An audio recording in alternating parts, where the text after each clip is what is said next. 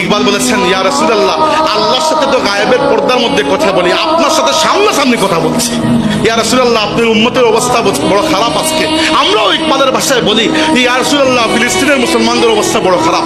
ইয়া রাসূলুল্লাহ, ভারতীয় উপমহাদেশের মুসলমানরা তাদের বুকের হাড় ভেঙে গেছে, একেবারে দুর্বল হয়ে পড়ে আছে।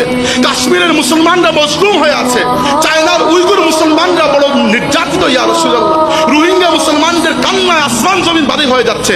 নিগাহে ইয়া রাসূলুল্লাহ, নিগাহে ইয়া রাসূলুল্লাহ, এই উম্মতের দিকে দয়ার নজর দিন।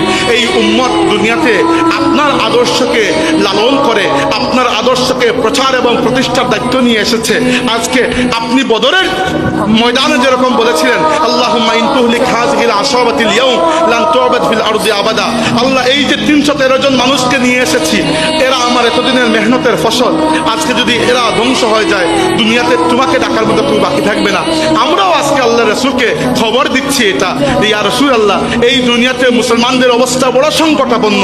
যদি আপনার নজরে করম আমাদের উপর না থাকে, এই দুনিয়াতে আপনার উম্মতের জন্য টিকে থাকা বড় মুশকিল হয়ে যাচ্ছে। আমরা আল্লাহর কাছে দোয়া চাই, আল্লাহ তাবারক ওয়া তাআলা যেন এই উম্মতের সেই শৌর্য বীর্যের দিনকে আবার ফিরিয়ে দেন।